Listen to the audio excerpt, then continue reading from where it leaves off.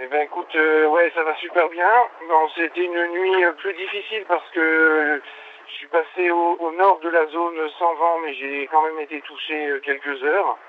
Donc quand on faisait des heures entre 16 et 20 nœuds et qu'on fait des heures entre 2 et 4 nœuds, c'est assez déprimant.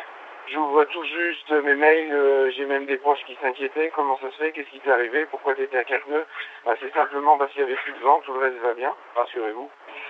Et puis là, ça y est, on commence à toucher ce qu'on attendait là depuis un petit moment. C'est reparti. Et le bateau, je l'ai préparé, tout rangé, tout vérifié pour affronter, j'espère, le dernier front dans la nuit et la journée prochaine, qui me permettra, là on fait encore une route assez ouest. On dirait plutôt qu'on va vers les États-Unis, mais on devrait tourner à gauche dans moins de 24 heures. On est resté vraiment dans des vitesses inférieures à 4 nœuds, voire inférieures à 2 nœuds pendant 4-5 heures. Mais bon, je sais que les IMOCA, ils ont été touchés aussi.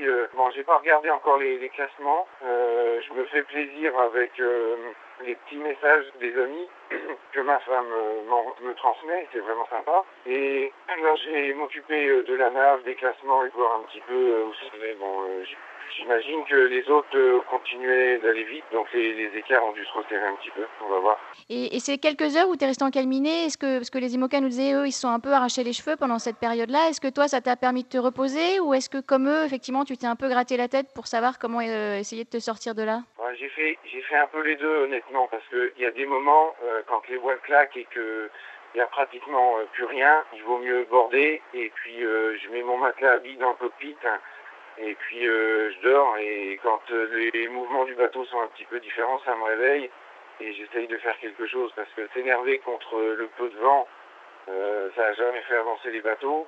Et puis, bon, l'avantage depuis le début, et c'est aussi pour ça que je suis là où je suis, c'est que Dominique Conin-Inter fait un boulot extraordinaire et il me prévient et il m'explique vraiment toutes les situations. Et surtout, on savait quoi. Donc, on savait que ça allait pas durer trop longtemps. Je savais que j'allais tomber dedans. C'est pas pareil que quand t'es surpris. Et en gros, je suis reparti quand il avait prévu que ça allait repartir. Donc, pour la suite, même s'il m'a prévu un petit passage de front avec 30 nœuds, histoire de remettre une petite couche de ciré. Quand on est prévenu, les choses, on les vit différemment. Hein. Et là, ça va pas mal.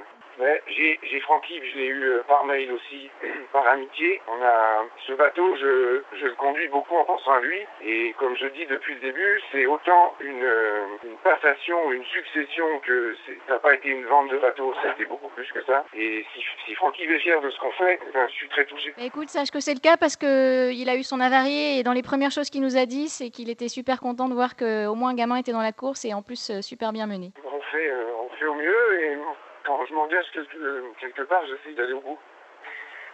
Super, en tout cas, nous, on trouve que ta route, elle est vraiment chouette et on espère que ça va durer et puis que tu vas t'accrocher parce que là, ça bataille quand même bien. Vous êtes, tu disais, les écarts se resserrent, pas tellement. Tu as quand même encore un bon matelas d'avance. Donc, continue comme ça et puis nous, on te rappelle demain pour reprendre de tes nouvelles. C'est pas fini, il reste 1000 milles. Les jeux sont encore ouverts et on va continuer à fond jusqu'au bout.